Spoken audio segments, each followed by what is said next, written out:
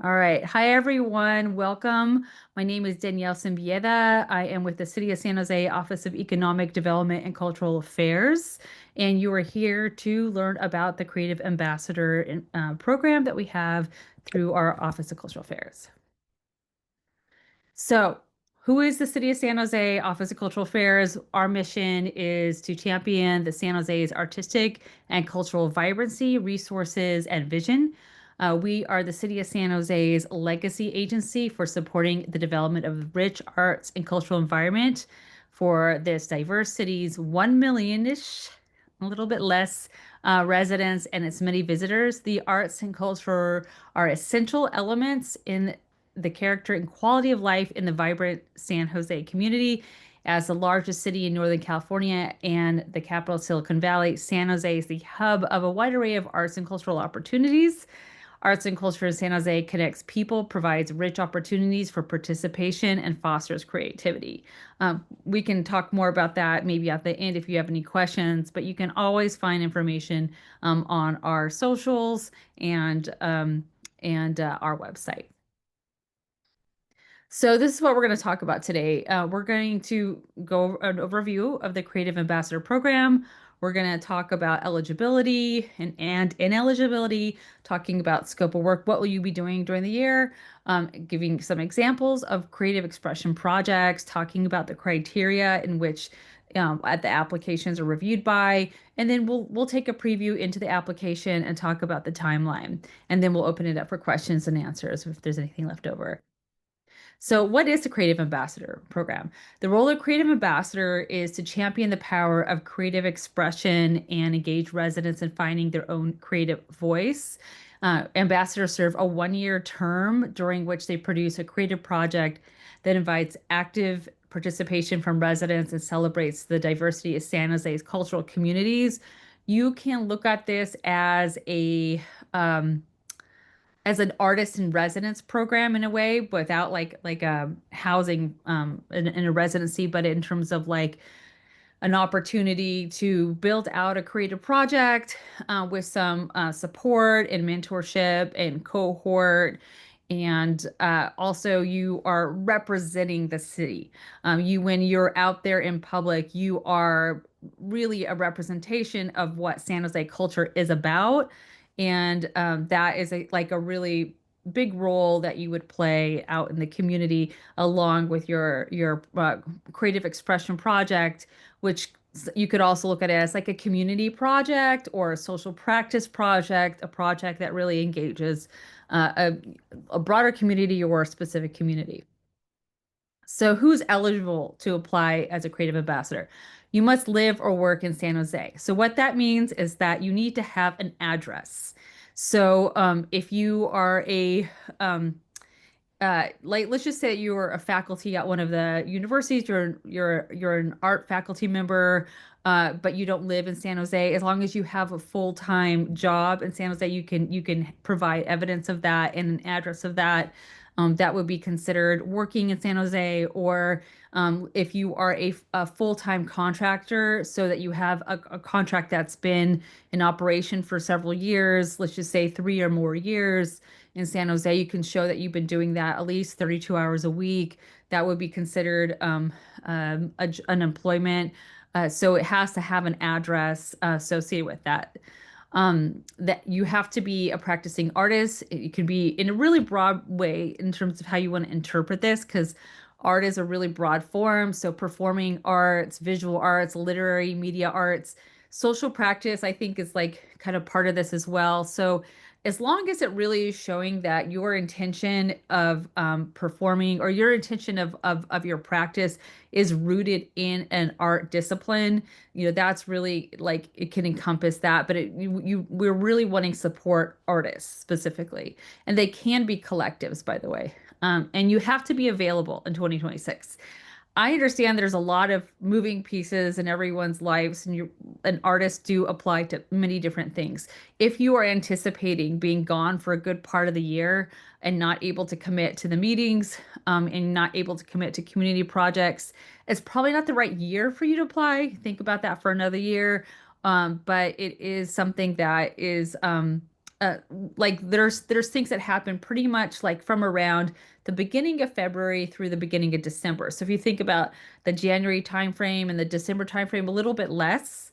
But the really the rest of the year, you really are quite engaged with your own projects and with the cohort and with the city. Applicants must be in good standing. So with respect to grants, so let's just say you've applied for other grants within the city and you've received them, but you haven't submitted your final report. Submit those final reports because that's how you would be eligible. Okay.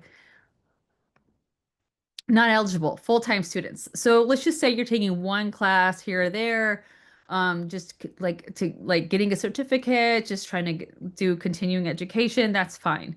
But if you're like, if your main thing is that you're working on your degree, that's what you're focused on, this is not eligible. Artists have previously served as creative ambassadors. Sorry. We want to be able to give this to as many people as we can. And then arts commissioners, City of San Jose staff, and then things that are incomplete.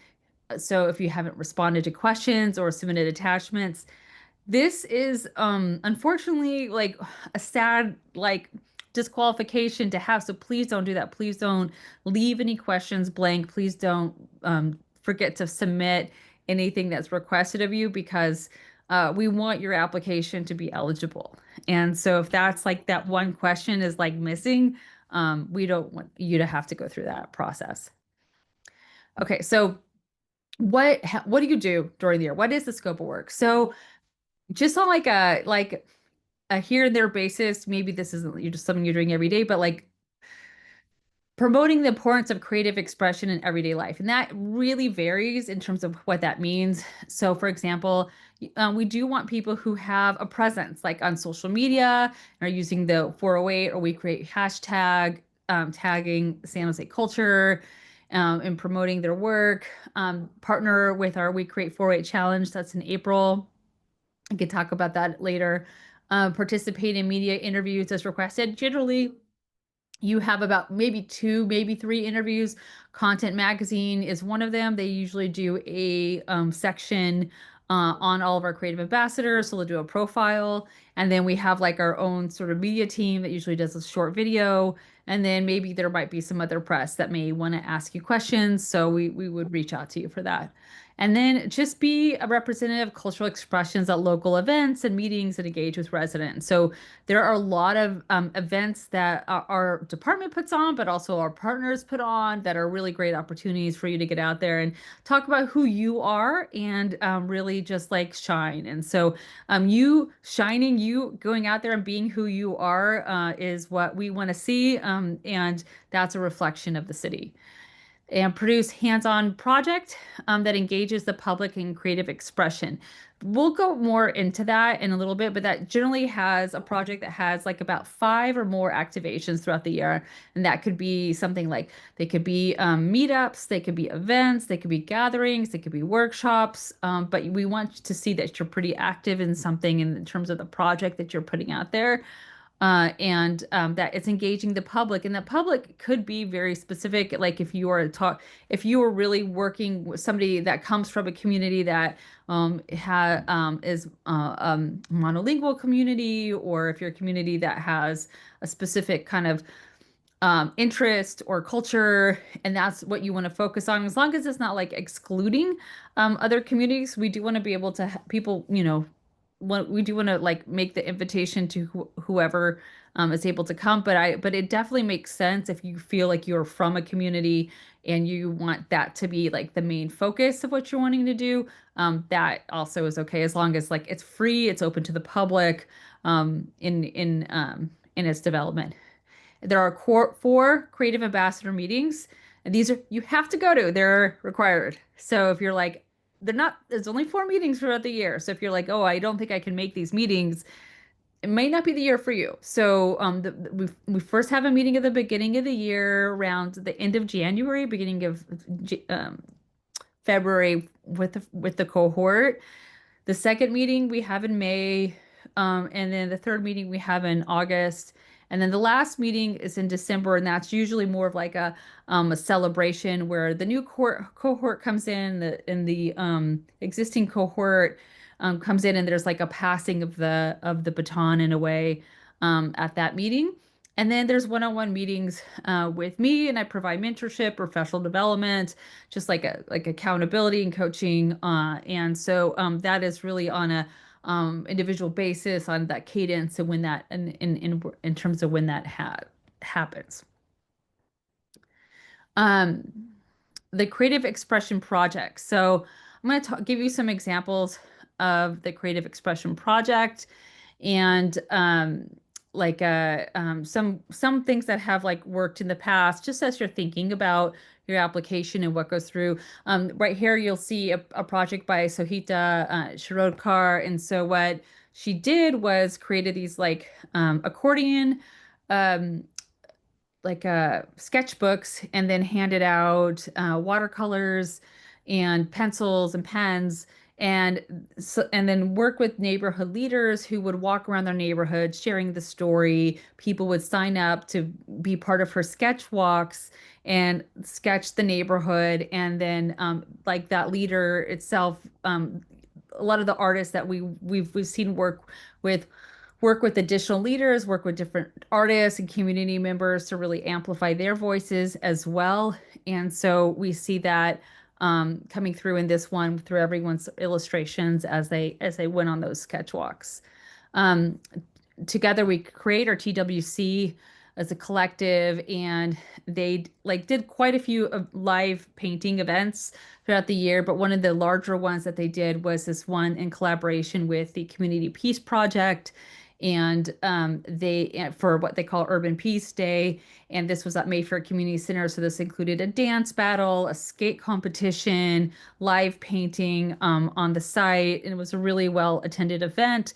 Really like met with the community and did a lot of like outreach and partnership. So the next one is I'm going to hopefully this will play is Ricardo Cortez did a project where he created these like DIY lowrider sight and sound boxes that responded to sound, but people would, especially teenagers, he kind of targeted teenagers in this one and their families. They would draw something or cut out pieces from like some different lowrider sketchbooks, and he talked about lowrider history and digital art history and how those two connected.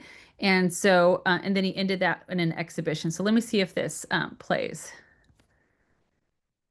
Can you hear this?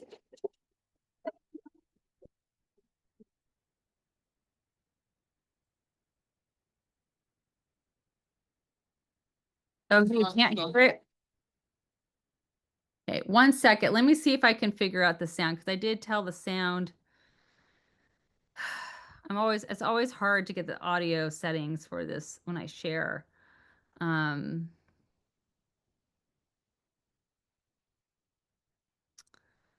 okay, I may not be able to get the sound of this. So I'm gonna talk over it as it goes through because unfortunately I can't seem to I figure out how to get the sound. I don't want to waste your time on that.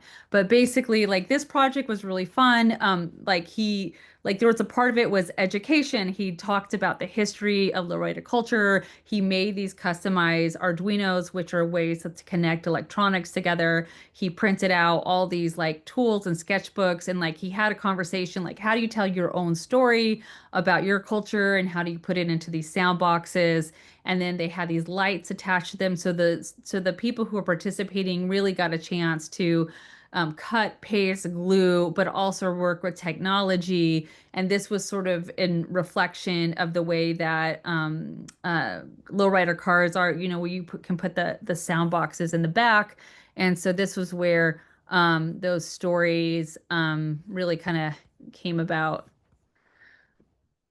And so what I'll do is like a lot of these videos are available online, and if you want to see any of them specifically, let me know and I will share them with you. Unfortunately, I can't quite get this audio um setting in the right way. Maybe it's to say it's professional audio setting. Okay. And this one was Cynthia Cow. She did this project with Chopsticks Alley, And in this case, this was a food project, and this really kind of looked at, um, wait, you hear you can hear me speak, right? Sorry. Okay, cool. Yeah, so Cynthia worked with artists and looked up printmaking and storytelling around food and did an exhibition. And actually, this one was during the pandemic. So this one really also had its own journey in the way that, yeah, I mean, I can't turn, even if I turned on the sound, it's not going to come through Zoom for some reason. I have to figure out like a work around that.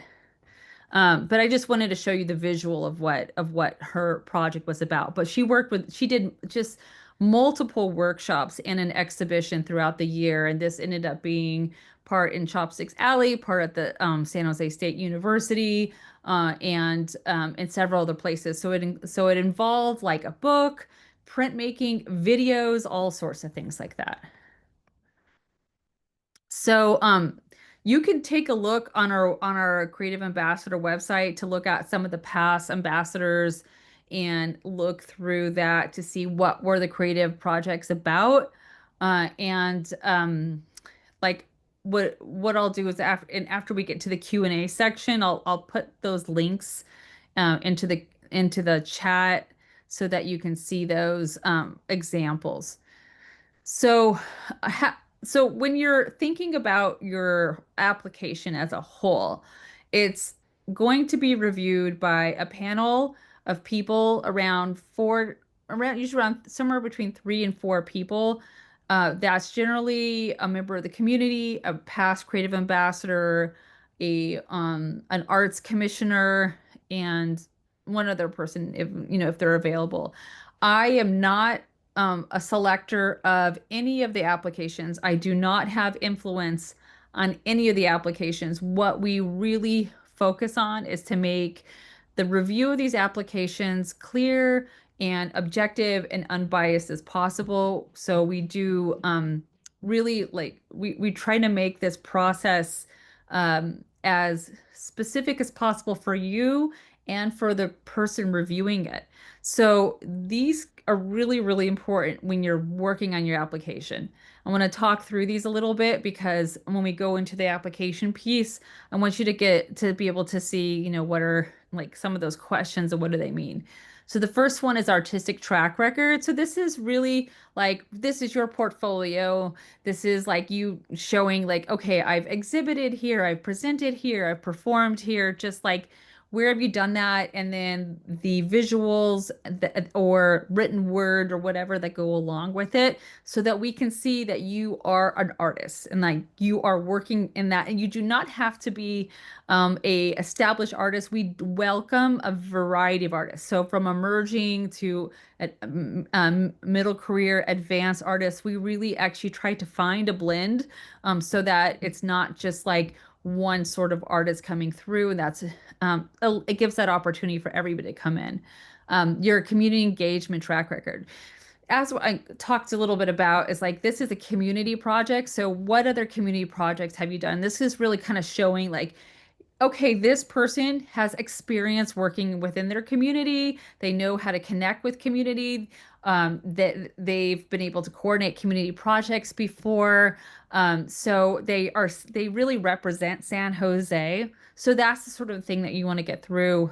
Communication experience. So can you you know share things on social media? Can you uh, um, amplify and connect with other people? Are you able to connect on different public channels? That sort of thing. Um, Professionalism and conduct. So this is more about like, okay, you're representing the city of San Jose, and there is always like eclectic folks out there, and there may be some things that come up in conflict and you don't know that that's coming and we just want to understand how would you deal with that, like if there's somebody in the community that comes to one of your workshops that is is disruptive or maybe not sure about what's going on, and you need to there needs to be some sort of a resolution there, and it's not your responsibility to solve every problem, but we just want to know how can you demonstrate your capacity for problem solving and conflict resolution. We really are about inclusivity, collaboration, respect. How do you actually demonstrate that? So that question about like professionalism and ambassadorial conduct is really like, as like somebody now kind of crowned in a way with the representation of the city, people will look at you as that. And then how do you handle that when it comes to conflict, or problem solving? I wouldn't say necessarily conflict, but problem solving. Um, and then the biggest part is the creative expression project. So, like, what communities are you working with? Is it innovative? What kind of community engagement pieces are in there? How are you going to reach out to people? How are you going to let people know about this? So this plan, you want to like try to get as much in it as possible and really follow the questions that are connected to it. So that is weighed 40%. The other categories are weighed about 15% each. So that doesn't mean that you want to ignore the other categories and just work on the creative expression project, but you just want to try to be as very specific as possible and look at these words that are connected to it and just make sure I'm like, am I answering this question the way that this review criteria is listed? The panelists will receive this criteria along with the questions we've asked. And so what they're going to look at is like, did you answer that question? And they're going to look at like, is there anything in there that I feel like is like that needs to be answered or not? Like they're really going to look at that. And as long as you can hit each one of those questions correctly, you'll do okay in terms of getting your application in. Don't skip a question. One is like if you skip a question completely, um, you would be ineligible. But these are the criteria that we ask them to look through. All right, so then's the application information. And what I'm going to do is I'm going to stop this for a second and I'm going to go into the application. This, by the way, is our slide room link. A slide room is is where you're going to submit the information. So give me 1 second while I switch screens.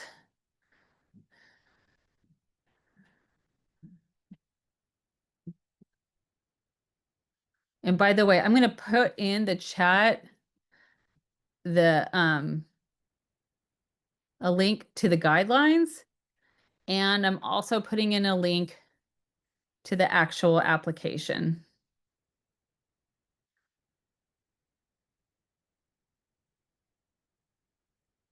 Okay.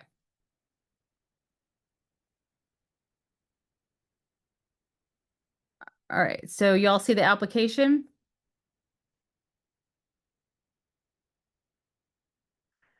Okay.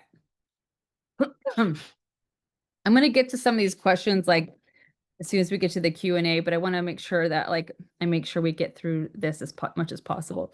All right. So you're gonna this basically gives this information about like what the project is, and then also the guidelines. Please read the guidelines. It's helpful. Like it's really helpful, especially when you're looking at the scope of work, what's eligible, what's not eligible. And I didn't mention this at the beginning, but it's probably why you're here, is that the compensation for this actually is increased this coming year from like for the 2026 year to $12,000 and currently is $9,500. So that increase is happening for next year. But we are reducing the number of creative ambassadors we'll be able to take on. So we went from 5 to 3, and but we're still committed to continuing this program. So when you're going into here, you can also see the application, the questions prior to applying. Okay, so here are all the application questions, but I'm just going to go in and I think I'm going to try to log in with a different login, like I'm starting this from scratch. So when you begin an application, put your like legitimate like real name in there. Okay, so this actually I've had this before. So that's in there because as soon as you get in there, if you have another name, like put your legal name in when you first sign up, then you could put another name. So if you were like, okay, well, um, I go by JD, but you're really, you're really your name is John Doe or whatever, put John Doe as the legal name and then your other name in here. Um, you want to put your connection to San Jose. So this is how we understand where your eligibility is. Do you live in San Jose? Do you live and work in San Jose? Do you only work in San Jose? That information is pretty important. And I'm just going to put in here that I work in San Jose but don't live in San Jose. And I'll just put like, okay, so I'm skipping this real quick because this stuff is kind of apparent. This is where you can talk about if you're applying as a collective. So you can apply as a collective as long as like everybody in the collective understands that you're applying, right?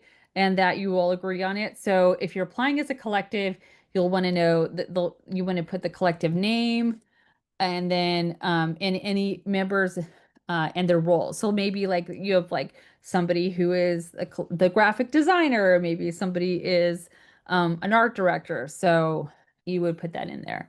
And your social media. If you don't have a full CV, you can put a LinkedIn here.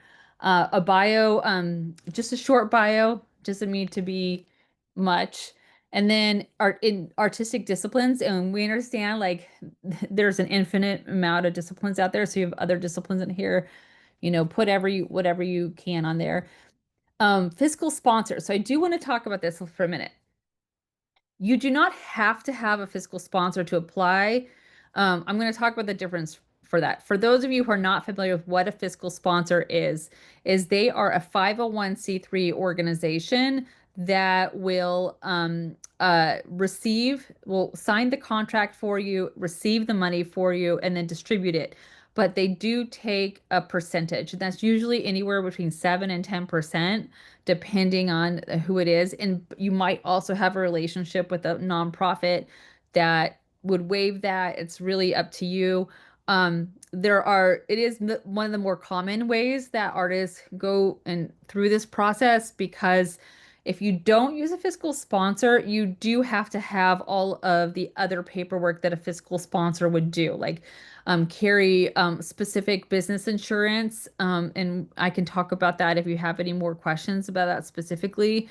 And then you would need to sign the contract yourself, and sign a bunch of paperwork, and then make sure you have a business license with the city of San Jose. So it's more paperwork heavy, but you would be worked with directly on everything from payments and all of that. But you would have to make sure you're set up well ahead of time to be able to receive that. And when I say well ahead of time, if you are selected, you would probably need to get all of that together by the beginning of December. So think about that in terms of like, are you somebody who's totally fine with paperwork? You're good. Okay. Or are you somebody who's like, okay, paperwork is not my thing. I just need somebody else to handle that. Then, look for a fiscal sponsor. And so, you can say if you don't know, not sure yet, and you can make that decision later. If you're partnering with organizations you already know you're going to partner with, you can put that in here. You can talk about if you're planning to. But it is important to know if you already have a partner who that is, and that person or that partner knows that you're applying. If you are applying and you want to work with a partner, but you haven't talked with them yet, that like that discussion is important. But I also understand we don't want you to go too far in if you're not selected. But if you already have somebody that you're working with, we would like to know that, just because we work with a lot of arts organizations in the city. And so sometimes there's a lot of information that we know going through. Eligibility, we talked about that. Where'd you hear about that? And then community connection. This is talking about your um, track record. So here's where things change a little bit on the application. You do have the option of putting in your response by voice, like video, audio, or written word. There is no penalty for putting something in, responding with a video or audio. What we want to create is a way to apply that doesn't that's in your own voice that you don't feel like that feels like you're the most comfortable presenting. As a creative ambassador, you're going to be presenting, you're going to be outgoing, but you may not be a writer. It may not be your primary language, it may not be your specific skill set. You may be more comfortable talking, and that's okay as long as you stick to like the short response. Don't add a bunch of stuff onto audio or video. Just like just seriously just record yourself and present it, and you just upload the file here, okay? And and then when you are responding with text, okay, let's just get real. A lot of you are going to use ChatGPT or some AI, right? It's not saying that you can't do that. Please, if you are doing that, read through it and make sure it is in your voice. If you put something that is like completely written in ChatGPT and you cut and paste it, people will say, "Hey, I don't really know if this is really coming from them. This is like a very prescribed voice," because sometimes when you those AI agents, they make you sound like like you know everything, but then you can see that there's things that are written in it that you wouldn't say or really aren't really describing what you mean. So, like I understand those are tools to help with applications. I use them myself, but I just want you to understand, really make sure it sounds like you, right? And then you do have like space limits, so you just want to like make sure you're putting that stuff in there. Professionalism and conduct. So this is asking questions about like just an example of that. And then why do you want to become a creative ambassador? And then this is just making sure that you've still read the guidelines. All right, so your creative expression project. This is pretty important. Give it a title. The title can change, by the way. So say like you're writing this, and you're like, okay, I'm not really sure if I really keep this. It can change. Like talk about what it is, talk about what communities you plan to engage with, your marketing strategy, how you want to engage people throughout the year, what are your goals for it, and then a budget. The budget can change. We're not going to ask you for receipts for every single dime that you spent. We want to the budget, what you want to look at it is like this is a way for us to understand that you know how much the project's going to cost, or at least an estimate of what you think it might cost, and you know how that you can like plan for that. So we did put a link to a sample budget in here. You're welcome to use that or another one. And this is just like letting you know, okay, I'm going to hire some artists. I'm going to pay the artists like, $100 each, but I want to pay myself, but I need to pay social media stuff. I need to get the fiscal sponsor things. All of those things add up. You want to be able to put that into the budget. Um, and then if you have anything else you want to put in the budget, you can, you know, do that. Right? It's making me upload something. This is pretty much most of what's in here. The portfolio, okay, I was able to move to here. The portfolio basically examples. Any example that you have that show that you can like achieve the project, definitely add that in there. Like if you say, okay, I've done these community projects, those are great things to put in the portfolio. And then you can, video and photos, all of those things can go in there.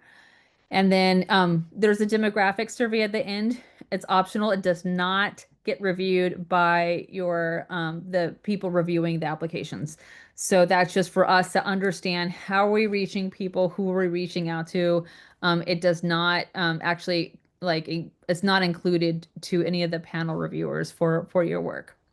So yeah, so this is the slide room in which you submit it on the 21st, then we review it to make sure that um I'm going to go back into present here. We review it to make sure that it's eligible, that if you're missing anything, and then the panelists convene in the beginning of October. If you are a finalist, we do ask you for an online interview, and then um, we make that recommendation. That recommendation then gets sent to the Arts Commission for the November meeting, which it will be officially announced, and then public announcement would be in December. And so we also do a lot of preparation prior to December with you if you were to be selected.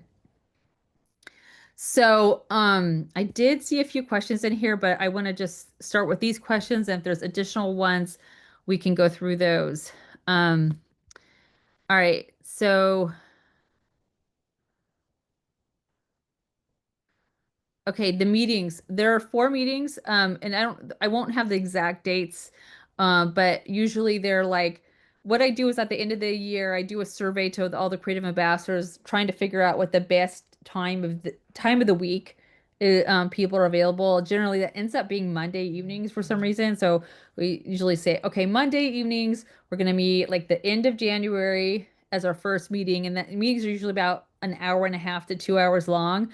They do go between meeting online and in person. So we do two online and two in person because we understand people are busy. So usually the January meeting is online, and then in May, like towards the beginning of May, um, that meeting is in person. In August is online, and then December is the first week of December, and that's also really more of a handoff between the existing cohort and the incoming cohort.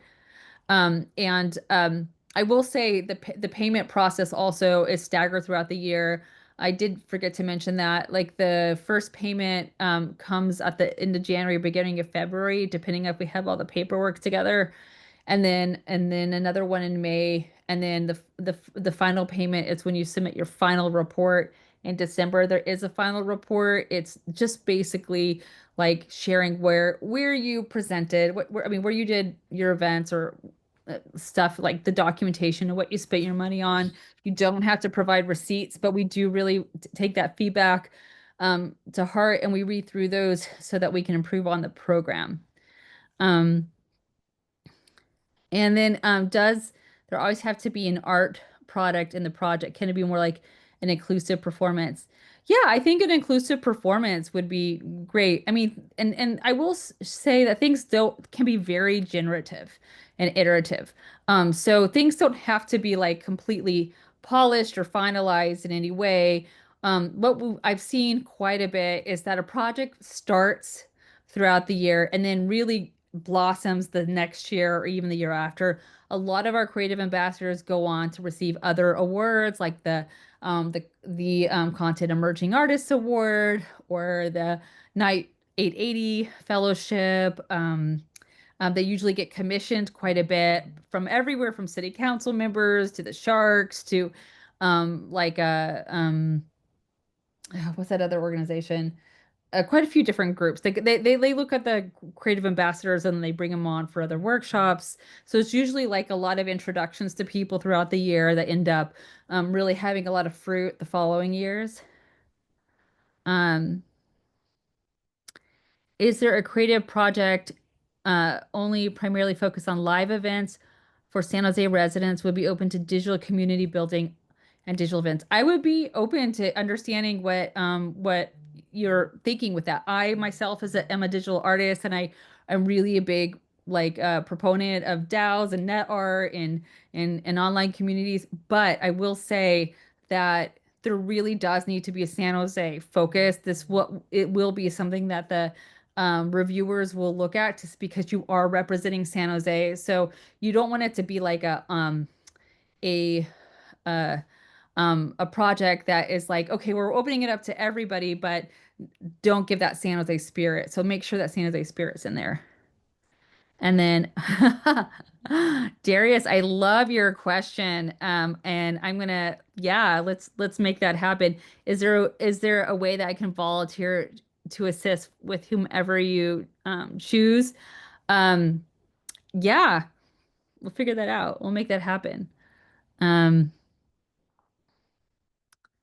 okay, I live in Los Gatos, but do art performance and gigs in San Jose. So the amount of hours I work isn't always consistent by month.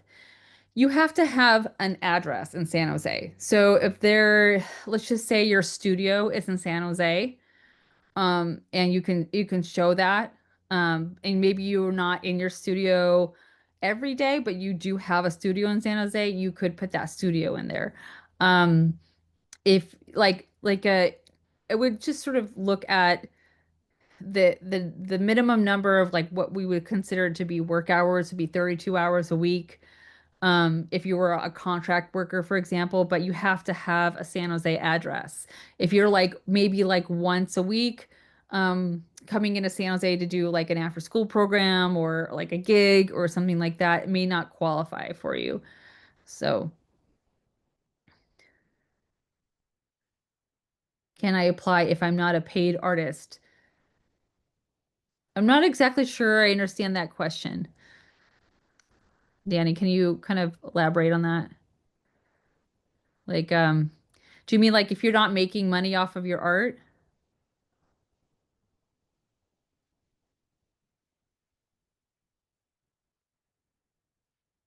Okay, yeah, I want you if you could clarify that question a little bit. I'm not really sure I'm understanding. Oh yeah. So yes. Okay. Um yeah, I mean like so there are a lot of different ways that artists make a living, and it's not always through their art being funded. And a lot of times artists don't even, and I would like to see this change, by the way. Artists should be paying themselves to do things, but maybe it's not where like their primary source of income comes in. But we want to be able to see that art is you are looking at yourself in a professional way as an artist. Like you that may not be like, okay, I'm making money right now as an artist, but maybe that is an intention. And maybe that is like you identify when you identify as an artist. If you're like, okay, every once in a while I make art, but it's really not who I see myself as, then that may not be the best fit. But if you're like, okay, I have a full-time job, because a lot of artists have full-time jobs of doing something else, but really, I mean, on the weekends I'm making work, I'm at festivals, I'm participating in things, I am part of the art scene. I see myself as an artist, then yeah, then you can do that. And maybe it's not, your income's not coming from there. Um, okay, can you elaborate more on the community experience written portion? Or give me an example that you've seen from others, like what's defined by community experience, because everything is community experience. Okay, so like for example, like so a lot of the artists that have been successful in coming into this have really kind of demonstrated they've done other community projects or have been leaders in their community. So maybe they're leading a community group somehow, and that could be really wide range. Sometimes it's just like, okay, in my neighborhood, I like lead this thing, or I've done these other community projects in my own practice. Um, a lot of it is really trying to show, okay, those don't have to be specific to your art, but maybe they can lead into your art, right? So let's just say that you are a community organizer in a way for your network, for your community. You help like with like advocacy, you help out with like volunteering, you help organize things, you put things together, and you want to see how that can connect into the project you're working in. But if you're an artist and that your artwork that you're doing really does like work on creating an inclusive way for people to participate, give those examples. You don't have to have a full-time job or a part-time job to apply, but you do have to like um you don't have to have a full-time job or part-time job doing something else to apply. You can have no job, but you're really focusing on your artwork, or you could have a part-time job, but you're focusing on your artwork. You have to really make a decision for yourself to be like, okay, am I an artist? And do I see myself this way? Do I represent San Jose? Do I feel like I can commit to this? So like those are really important things that feature first, like about who you are and how you value yourself and how you value your community. Giving those examples of that is pretty important. What you do and like I think there's artists are so varied in, from a gig economy to like full-time jobs to part-time jobs, and like artists generally are multi-hyphenated. They don't come with like one identity. They may come with multiple identities, and you have to be fluid, but this one you're really trying to show your primary identity is that artist. Okay, let me see if I have any more questions in here. Um,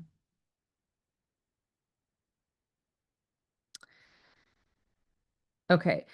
We'll speak about collectives, artistic partners applying together. Do both artists need to be U.S. citizens or green card holders? Okay, so there's like multiple questions in here. Let's just start with collectives. So the collective, like, support your, it's very important your collective all agrees that you're applying to this. I have seen where collectives aren't always agreeing to this, like, and they're like, well, I didn't say I wanted to do that, or the collective breaks up, or things happen. Like, there's all sorts of relationships happen. Make sure everybody's on the same page. So your collective could be like collective is basically any two or more people who come together for an artistic project. You can be part of a lot of collectives. I'm part of like several collectives. Um, so you can come into something as like, okay, I'm the primary person in the collective who applies for things. There are other people in the collective. They also are independent artists, but we identify because our goal in our artistic practice is to do like, community-based work around like urban gardening, for example. Just totally making that up. But somebody in your collective is like the person who is like the urban gardener. You're like more like the administrator type of person. There's somebody who is more like a visual person or a sound person. You kind of connect those people together, but you have a similar goal. You have a history of working together. So if you've never worked with each other, may come through that way because you need to apply your artistic examples in that way. So do a collective if you have one that you have experience working with. Um, Partners. So also, again, so like our organizations and nonprofits have lots of things going on and they have planning and programming. And if you haven't had a conversation with them, but you're including in them in, as a committed partner, and then they are like, wait a minute, we weren't sure, we didn't know about this, and we're not ready for this. We're not prepared to be part of this. Make sure you talk to them because you don't want to take it by surprise. And trust me, we we fund a lot of these partners, so it does come back at us, be like, hey, wait a minute, we didn't know that artist was applying, and so it can make an awkward situation. But let's just say that you're not 100% sure about what partners you are, but you're like, okay, well, I kind of want to work with this organization, but I haven't talked to them yet. Put I'm planning to. Don't put that you've committed to it. But if you have committed to it, it's also helpful for us to know because maybe it is a project you've been in discussions with, and now this is an opportunity to make that project come to life. Um, do both artists need to be U.S. citizens or green card holders? Whoever we pay needs to be able to receive money in a bank and have a W-9. So if you can't submit a W-9, um, that will be a problem. We have run into that a few times. So as long as like the W-9 is like the independent contractor form, basically. Um, you mentioned the project needs to be open to the entire community. Can you elaborate on that?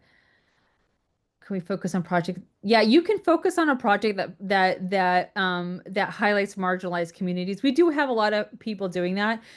You just can't like if somebody like let's just say you're working with like let's just say like a monolingual elder community for example and then somebody wanted to come and participate in that but maybe they weren't of that community but they were interested in just learning about the project or maybe they were um um maybe they're like maybe a council member or somebody else who's just like trying to interested in how this project evolves and engages um that generally sometimes that happens like somebody specific but you can't say oh you are not allowed to attend if you are not from this community although you can target that community you can set everything up there and really focus on that but you can't like say like lock the doors and say no you can't come in here but yeah, but we understand that actually successful projects usually are when people are really working with their community, right? And so we really want to honor that. But because this is public funds, um, things do need to be free and open to the public. Um, okay. What do we consider community engagement when you are not a visual artist, painter, and don't have a hands-on workshop like Cortez? Can hire a community from the grant.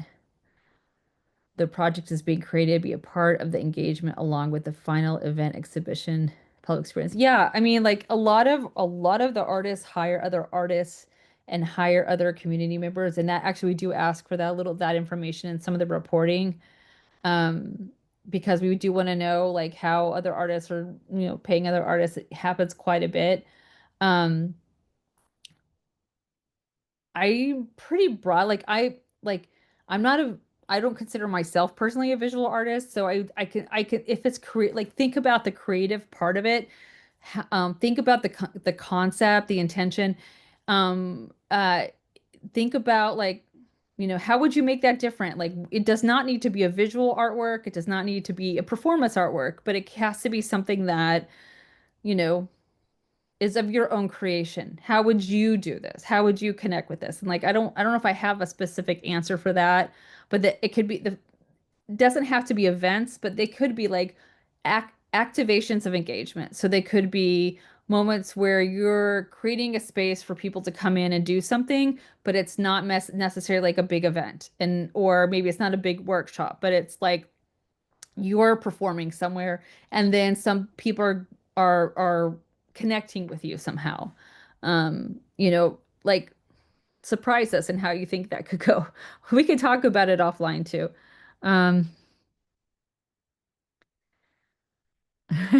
Thanks, Darius, for sharing that. Yeah, throw something together. You never know. I mean, the main thing the main thing I can say to all of you is that like read just make sure you're responding to what the criteria and the questions ask you. That's like I would say 80% of it. But really think about how um how you would present yourself in front of the community. And good ideas work, but like there are some amazing ideas, but they didn't fill the application out properly. So filling the application properly is huge.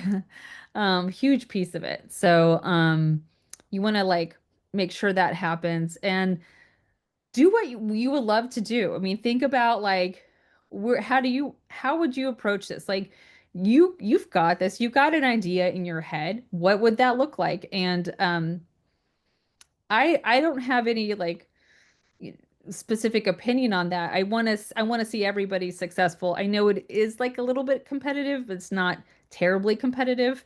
Um and like it's definitely less competitive than other applications are.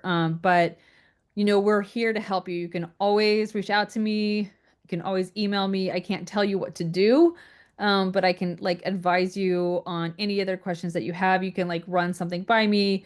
If I am not understanding something, having me ask the question may help you be like, okay, I'm not clear what that means. Explain that a little bit more, and that may help you work through it. And again, if you're going to use ChatGPT, read through it, make sure it's your own voice. Okay. If you have a fiscal sponsor in mind, but they back out, what is there time to look for another? Okay, so if you are selected, you don't have to have a fiscal sponsor immediately when you apply. But if you were selected, like that would be like I would contact you right away saying like, okay, do you have a fiscal sponsor? Who it is? Who is it? Go find that person. I'm gonna share the most common fiscal sponsors are Local Color, School of Arts and Culture, and MACLA. There's been a few others that are dependent on relationships with those specific artists, but those three have the most common fiscal sponsorship. Local Color calls it Local Commons, and that's probably the most accessible one. But School of Arts and Culture also does quite a few fiscal sponsors.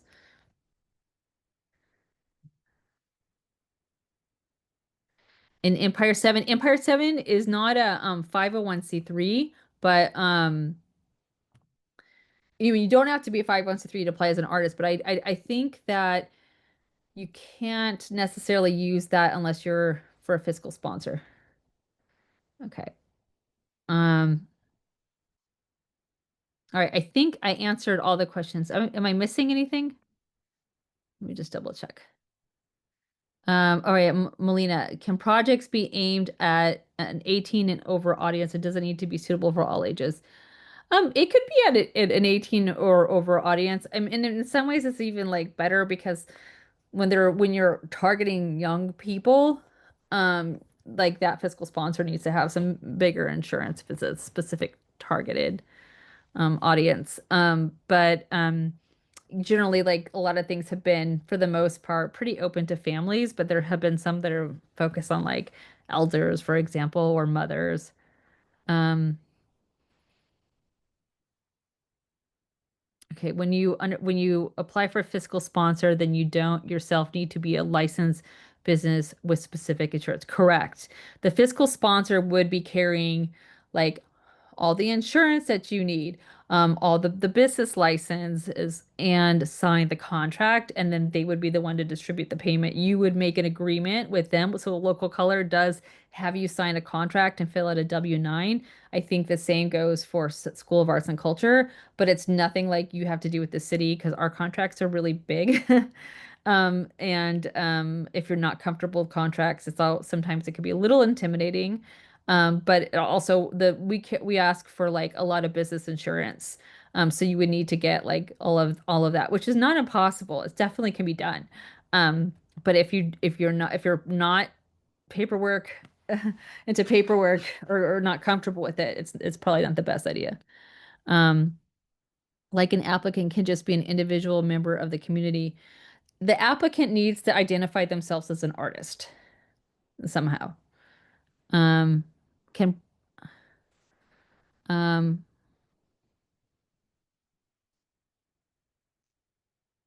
okay, if you're a collective, you can still only apply with one individual and one individual receives the funds. Nonprofits can't apply. No, nonprofits cannot apply. Yeah, a collective is like two or more people, but this is not something that is for 501(c)(3)s. We have other grants for nonprofits, but this is not one of them. Having a PO box, no, it has to be a physical address in San Jose. Um, and yeah, I mean, part of the reason, just to explain this, because I understand the South Bay is super connected and like Campbell, Sunnyvale, like Cupertino, they're so close to each other, right? It's like how do we kind of deal with that? The reason is that this is taxpayer dollars, and so people in San Jose are paying this it's like a benefit to the residents of San Jose. So outside of the city, like businesses and residents pay for taxes that benefit other community members and businesses in San Jose. So beyond the city, there are like this SV creates, which kind of goes on a countywide piece. But the reason like we're really having to make sure we do that is that we do get audited. That auditor does want to make sure that we're providing services and funding to residents and businesses in San Jose. Um, when my Yeah, you would have to have a suit, like you would have to have a physical address in San Jose, either that you work or live, period. Like, okay, JD, the five events, it's five activations. So those don't have to be events. So that could be things like, okay, um, they don't all have to be necessarily in person. You could do like maybe one or two online. We want to try to have as much in person as possible, but there could be a reason for having something online. But it could be where you are like doing like a meeting or a performance, a moment, a workshop, a gathering, a walk. I don't know. It could be all these sorts of things but five throughout the year. And so a lot of times have been in the process of workshops, but we've had people like do things at existing events like everything from City Dance, which is in the summer, to Viva Calle, and like San Jose Day. So usually we've seen a lot of artists tag on to other events to do some of those activations. Um, can an artist be part of a 501c3 and present as an individual and have a 50 receipt? Yeah, Jeannie Ray. Basically, what that means is like that 501c3, you can ask to be your fiscal sponsor. So let's just say you're an artist and you do work with like, the Multicultural Center, and then you say, okay, well, I'm going to perform with the Multicultural Center. They're going to be my fiscal sponsor, but I'm going to be the artist. And then they would be the ones who would have to sign the contract and distribute the funds to you. But this would be your project. If the money goes directly to that 501c3 and doesn't go to the artist, that's not okay. That's like that's the fiscal that's that 501c3 receiving program money. We have other grants for that, but if the artist is receiving the money and they're the fiscal sponsor, then that's okay. They can be that 501c3 and receive the funds.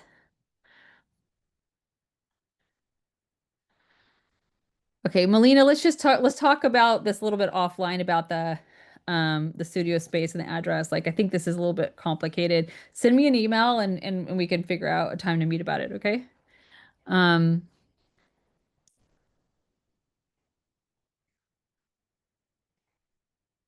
okay, at least the person applying needs to have a physical address in San Jose. Um okay, let me see. Because I have some people putting things in the chat and some in the Q&A. So I'm trying to like, all right, if you're doing a contract work for a nonprofit, can you use them as a fiscal sponsor, or is that a conflict of interest?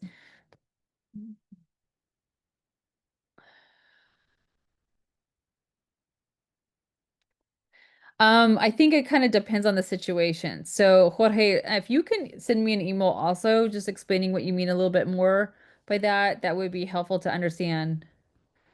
Um, yeah, when you sign up, um, on Slide Room, it does ask you for your residential address. And then when you go into the application, let's just say that you're not a resident of San Jose, but you work in San Jose. You can say, I work in San Jose, but don't live in San Jose. And then it will say, they will ask you for the address. Okay, so Miguel, about when the fund distributions are, there are three different payments. The first one will come at the end of like towards the end of January, beginning of February. That's like a partial payment. The larger payment would come in May. Um, a lot of the projects, let's just say when you start it, you're going to be planning maybe like January, February, March, doing a lot of planning, and then a lot of the implementation usually comes March or after. And so that's when you really kind of need the most funds. So we see like May is like an important time frame for that. And then your last $1,000 would come when you submit your final report in December.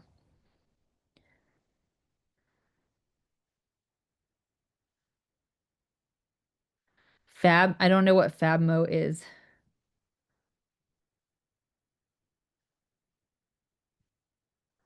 Um,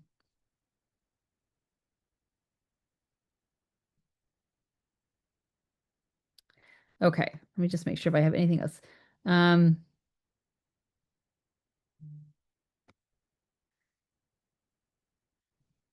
can the Office of Cultural Affairs help me with setting up workshops or the city parks? Yeah, we do, Maria, we do help a lot. Like that is what you would really utilize working with me for. It's like for when you're working through this process and you're like, okay, I'm having a hard time connecting with people who I want to do these workshops at different places. These are some of my ideas. Who can I connect with? I will make a million introductions with you to different people from like community centers and parks, event planners, festivals, council members. Um, like some of those you will have relationships with already. Some are very accustomed to working with our program. One is the library system, and some of the community centers are very, very used to working with our creative ambassadors. So we have a lot of relationships with those. San Jose Museum of Art, as well. So we do try to make a lot of those connections with folks out there. And I don't know everybody, but I will try to dig and see who I can find. Okay. Have I missed anything? Let's see. Um, okay, the final report. How long? Yeah, we have a template for the final report. And we did one of the reasons we had to cut back is we did have NEA funding. We have that is not a secure thing anymore. We had some NEA questions, which I still think are pretty relevant. They're more like demographic, like where did you do this at? So the final report it is like a couple of pages long. It's in like a Word template, and it asks you questions like, um, what activations or events did you do? Um, like, do you have any photos or images, documentation? What did you like the best about this program? What would you like to see improve? What did you spend your money on? Like what was your budget, final budget? In there, it's stuff that's actually pretty helpful for you as well. And when you're thinking about creating this program for you to apply to even other grants, because you can also, and we also ask about like, tell us about the audience that you served. So this will also help you further down the road. We try to make it useful for us in terms of trying to improve the program, report back, but also for you so you can use that information. Okay. All right. So I think I might have answered all the questions. All right. Anyone else? Okay. So I'm gonna put my email in here. And if you have more like individual specific ones, 'cause I think a few of you have like alluded to that. Maybe it'd be just easier if I understood your full story and the full case versus like trying to answer things that are a little bit more broad. Um, because I want to be able to like understand the context a little bit more. So feel free to ask me questions, and remember, the application's due on a Sunday night, so you will not receive response from me on Saturday or Sunday. I put Sunday night because I understand people are last minute and maybe working on the weekends, but Slide Room and myself are not available on the weekend. So don't wait until the last day to fill out the application. Really start it, take a look at it, write something up, think about it, wait, come back to it, and finish it. Because everyone, you know, changes their mind about something here or there. So, all right. I'm looking forward to seeing your applications. I'm looking forward to meeting all of you. And thank you again, and have a good rest of your evening.